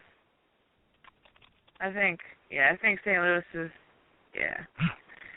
Minnesota's not doing that. Not there. Next game on the list, we got the Green Bay Packers traveling to Carolina. Carolina slips one past the Indianapolis Colts, which was about 8 minutes left in the fourth. Carolina was up 23-6. Next thing you know, Indianapolis scored 17 straight points to send the game to overtime. Both of them kicking field goals in overtime before Carolina gets a turnover. Kuechly picks it off. They kick another field goal to win the game to stay undefeated. Green Bay finally loses the game in a battle of undefeated against the Denver Broncos. I think the biggest thing that sticks out is the fact that Aaron Rodgers threw for 77 yards, and the fact that Alex Smith had more rushing yards than Rodgers had passing. Something I don't think anybody ever in a gazillion years and many lifetimes and different solar systems, and I don't even think the aliens out there thought this was even possible.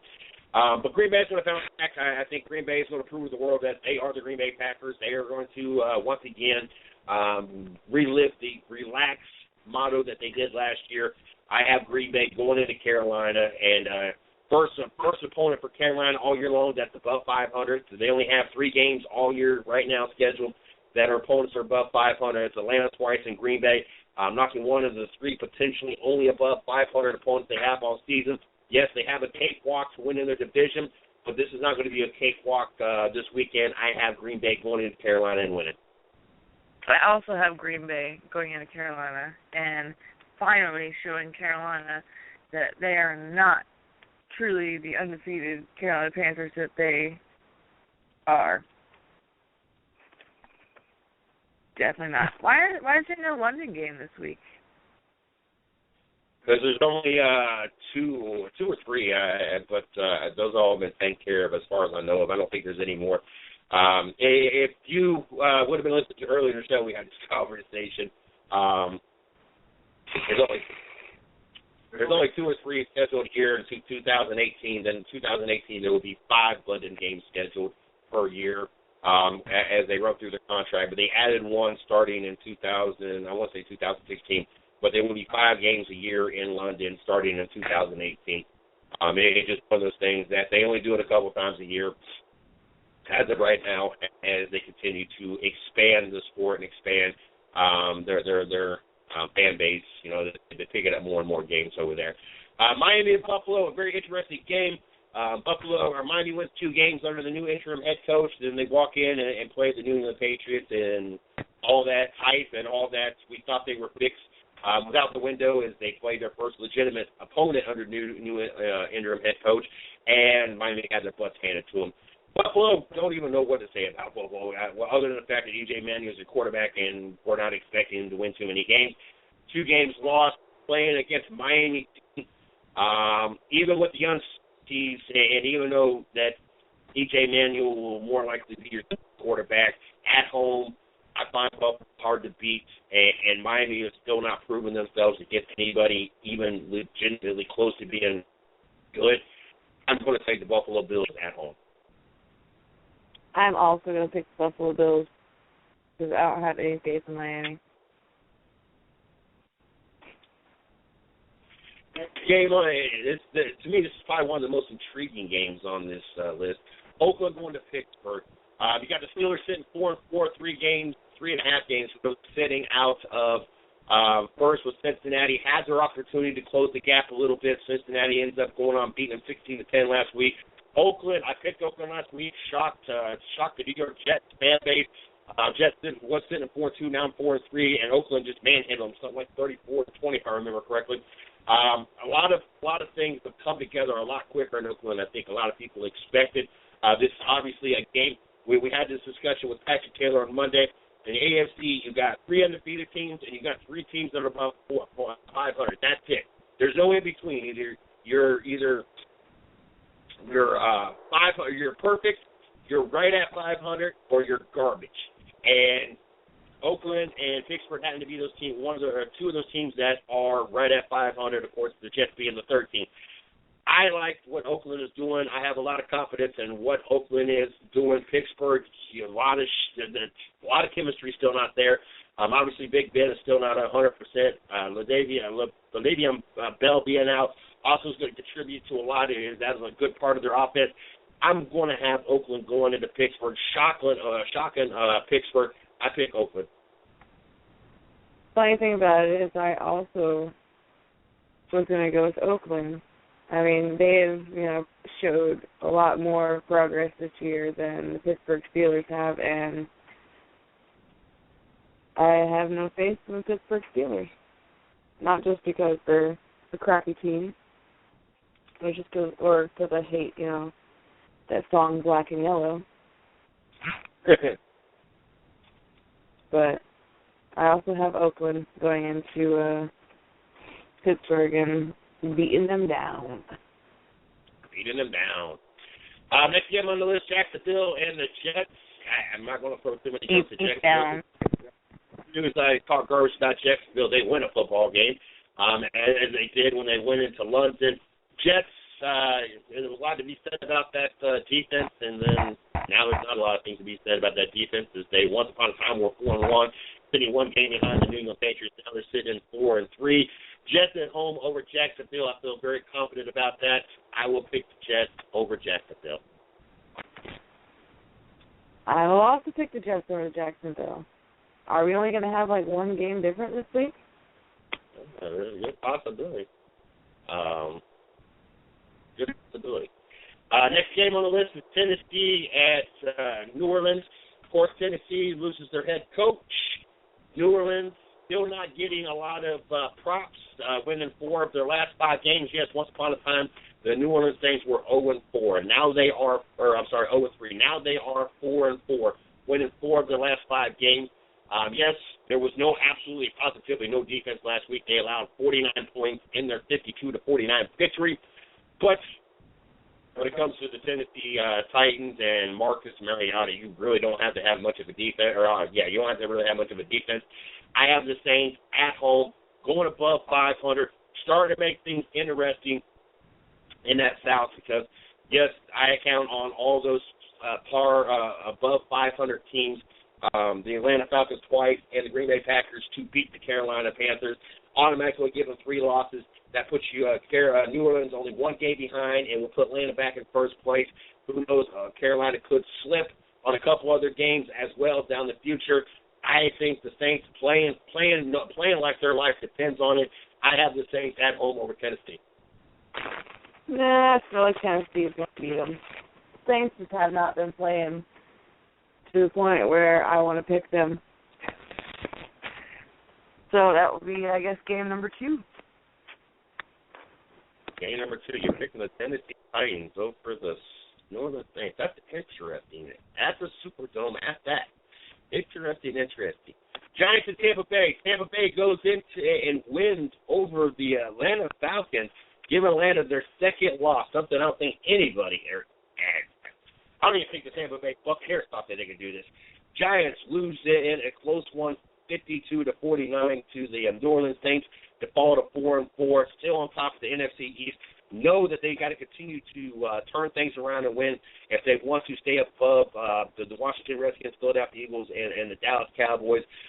Philadelphia and Washington both set in 3-4. Washington to lose this game, all it takes is a Philadelphia or Washington win, and now a possibility of both of them. Which I don't think anybody has ever, and I don't know how we skipped over that game. We're going to talk about that game in a second. But nobody expects Washington at all to even be competitive, none alone beat their opponent this week. But I have the Giants pulled over Tampa Bay this weekend. I take the Giants over Tampa Bay. I don't know. That's a hard one. Because, they did just, go beat the, not undefeated because they got beat once. Practically undefeated Atlanta Falcons. They were supposed to be super, super good this year, but I'm gonna go with New York Giants. Yeah. The game we skipped over is Washington at New England. Yes, Washington coming off of a win. Kirk Cousins putting on probably one of the best performances we've seen out of them. But you play New England. It don't matter how good a performance you put on. Kirk Cousins and Jay Gruden is not going to beat Bill Belichick and Tom Brady. Not really going to go into a lot of details. New England at home all day long. Brady's going to continue shattering records and keeping the undefeated perfect season hopes alive. I have New England over the Washington Redskins. That's a no-brainer. I also have New England. Next game on the list, we got the Atlanta Falcons and the San Francisco 49ers. Everybody jumping ship. Blaine Gabbert is now the starting quarterback for the San Francisco 49ers. Gardner Davis is now a Denver Bronco. I don't think anybody wants to be there at all in San Francisco. And the Atlanta Falcons coming off a tough loss to the Tampa Bay Buccaneers, but still sitting 6-2, still have all the key pieces, and it would take an earthquake in San Francisco for something to happen to make Atlanta lose this game. I have Atlanta over the San Francisco 49ers. I don't even think your best friend is claiming the 49ers this year. But I also have Atlanta beating the crap out of them.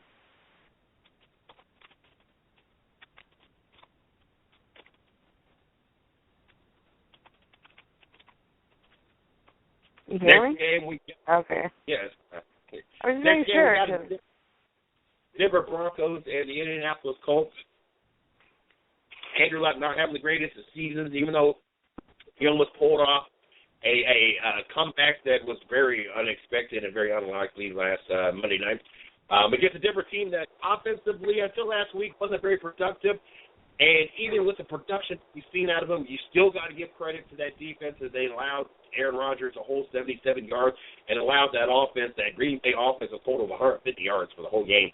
It don't matter if Peyton Manning throws for 100 yards or Peyton Manning throws for 300 yards.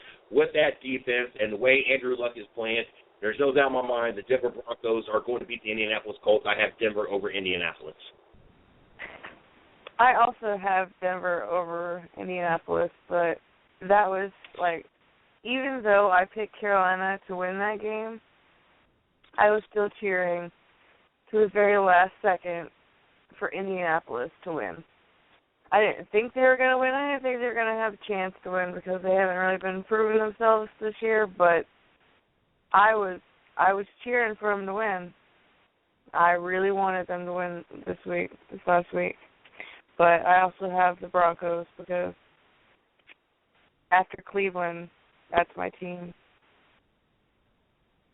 Just because my son's name is Peyton. No, that's not really why. I just really like. I was saying I thought your other team was Seattle because you're from Washington. Now you're adopting the Denver Broncos. How many teams do you got at this point? I got 4. I got Cleveland, I got the Broncos, got Seattle, and I got Baltimore.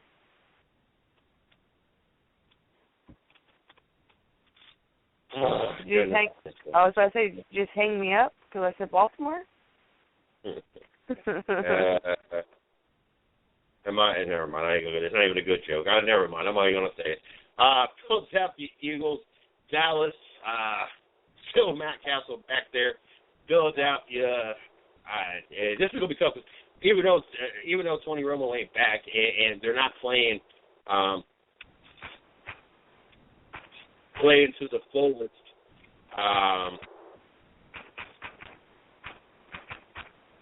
They only lost 13-12 last week to the Seattle Seahawks. So obviously things are getting better for Dallas, just not to the point they can be victorious.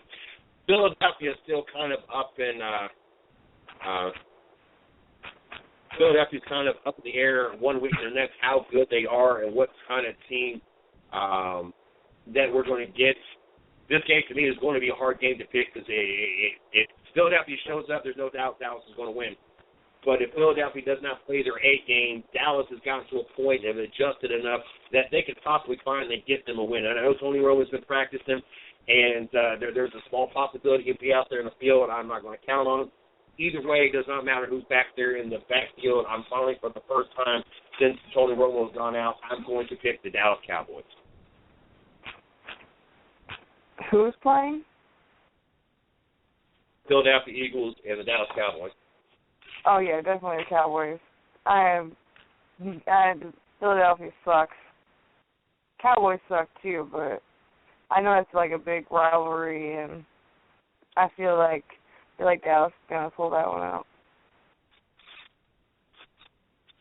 Monday Night Football rolls around. We got the Chicago Bears and the San Diego Chargers. Really not surprised that the Bears are sitting 2-5, but San Diego, on the other hand, sitting 2-6. Really surprised that San Diego is sitting where they're sitting, losing to the opponents that they're losing to. I mean, hell, we watched Philip Rivers throw for 507 yards and like 3 touchdowns and no interceptions, and yet still cannot beat a Green Bay Packer team. Tough matchup. And I know I probably kicked myself in the butt, and my luck, because the last time I picked against Chicago and really needed that game to make to advance, Chicago came back, and last time I picked against Chicago, I think it was Kansas City game, and Kansas City came back and beat Chicago. I'm going with San Diego regardless. I hope that they can finally pull this off and get us a victory and help my record. I'm going with the Chargers.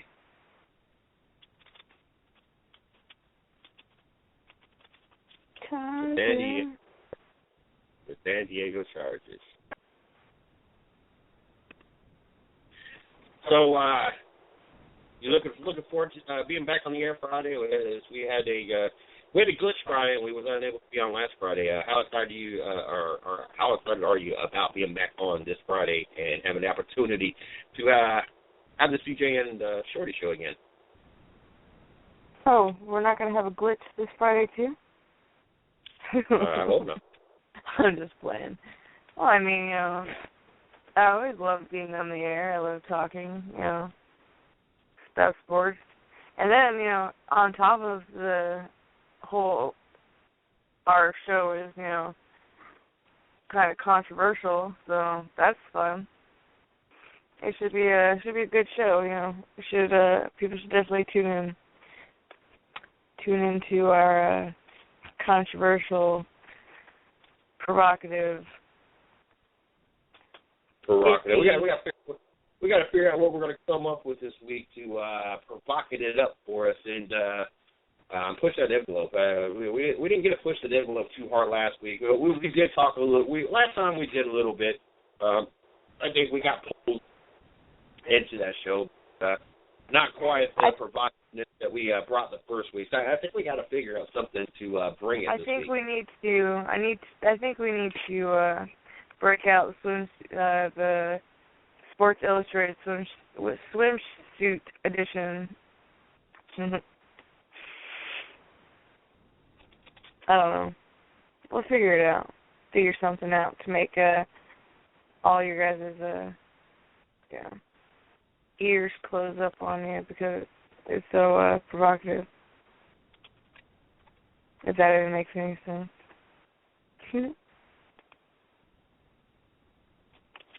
Have you gave much thought about our trip coming up here in a couple of weeks?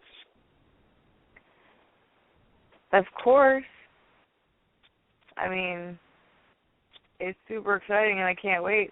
I did find out that we can rent a very, very, very expensive camera to take with us. I mean, instead of using the other camera we got, so we can, you know, take really, really good, high quality, like, magnificent pictures. Definitely got to, especially since you got the opportunity to have the photographer best and be able to really bring NASCAR, the Homestead Championship weekend up close and personal for the 110 Nation and our listeners. Definitely hope that works out.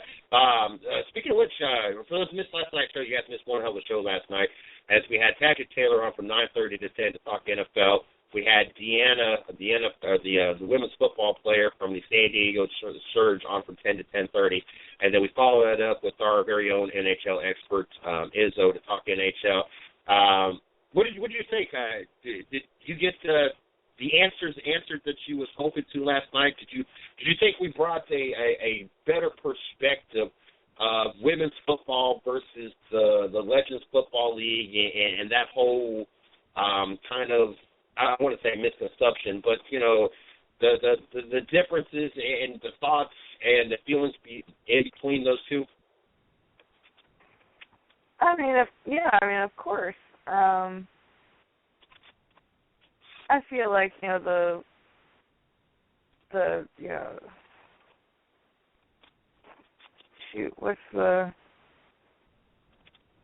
I feel like Dina, I forgot how you asked me. I want to say it was Deanna.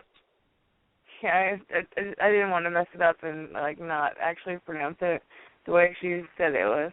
But you know, I feel like their you know, sport and their teams and whatnot are more legit and more like guys because they are, you know, fully suited up. They are, you know, running around with all that you know, I mean, yes, they have padding on and stuff, but I mean, I feel like it's more like the guys than the Legends or whatever. I'm changing my pick. I don't want to pick San Diego. You want to pick the Chicago Bears? Yes, because they have a running back. They have a wide out. They have a whole bunch of players that are sitting on the bench this week. You got the Chicago Bears? I'll give it to Chicago Bears. I don't care. I'm up like 14 games on. And for those that are not familiar with it, we have a bet. If you want to know what the bet is, you got to catch the CJ and Shorty shows. One of the things that we really can't discuss. We try to keep the show a little bit more PG rated. You definitely got to catch the first episode. Not 3 weeks from this or 2 weeks from last Friday. We put the bet on the air and discussed it. But we have a bet for a year long who has a better record, and I'm up like 13 or 14 games. It's almost to a point that I could take a whole week off and still, when we go into week 17, there's a good possibility that I don't even have to play that week and still have it clinched. But you change the bet all you want. But those that missed last night, Shorty, actually, that was really her first, I don't want to say first interview. She's participated when we had Sarah Cornett cheating on, but it was really more the first interview. She kind of took charge. I was there to assist and ask a couple questions that I had during it. It wasn't really so much to assist. I just had a couple questions that she didn't have laid out that she wanted to ask that I kind of wanted to know and went into it. So I kind of jumped in and participated in the interview. But Shorty did a very good job for it being her first interview. She was nervous and everything, but it was really cool to see Shorty step up and take a bigger role in the show and let us know as we move more and more into the future and the show continues to grow that we can have her on the show and she's going to be able to step in if I need to step out for something or be part of the show or be part of a round table or something, and she's going to be able to handle her own. So it was really cool to have Shorty on the show and take charge and have an opportunity to interview one of the athletes we had on the show last night. Wow. Make sure you guys check us out on Twitter. You can follow me at CJ Sports 1. You can follow the 110 Nation at 110 Nation. You can follow Shorty at Aaron, that's ERIN _Anglin, ANGLIN. And you really just need to change your Twitter handle to with Shorty, either 110 Shorty, Shorty 110, or just Shorty. I don't know. I don't know anything about Twitter. Not about Twitter. Well, we'll have to work on that. Make sure you check out my fan page, Mr. TJ. And to go back to what we talked about earlier, because the fact that I forget what we was even talking about it, but I told Shorty before the game started that we were just playing the New York Knicks, nothing big deal. And yes, the New York Knicks jumped out to a pretty nice lead. I thought it was just the New York Knicks. The Cleveland Cavaliers went on to win tonight, and they won pretty easily. So I do want to point out the fact that it was just the New York Knicks. One of the worst teams in the NBA last year, and they did exactly what I thought they was going to do and just not put on that great of a performance. But make sure you follow myself on Facebook, Mr. CJ Sports, the 110 Nation. You can follow 110 Nation Sports. Check out our company site, www.the110nation.com, our blog site, www.the110nationsports.com. If you're interested in coming on the show, all you got to do is send out Ms. Lee, that's LEE_110nation at yahoo.com. If you want to be part of the team, have a show, co-host a show, want to write for our blog site, behind the scenes media, run a Facebook group, help be a monitor on the fan pages, whatever the case may be, all you do is hit me at MrCJSports@gmail.com. Don't forget, tomorrow morning, 8 o'clock, the 110 Nation Morning Show, 9 o'clock tomorrow night, Ripping with Big Sweat, two really great shows. I'm looking forward to having that opportunity. Friday, noon, the CJ and Shorty Show, and I think all we have on Friday, with the 110 Nation Morning Show, we'll be kicking off 8 o'clock as well. So got 4 shows to finish up this week. I'm looking forward to it. You guys have a great night. I'm looking forward to hearing you guys tomorrow morning, or you guys hearing me tomorrow morning. You guys have a good night, and we will talk to you guys in the morning. Peace out.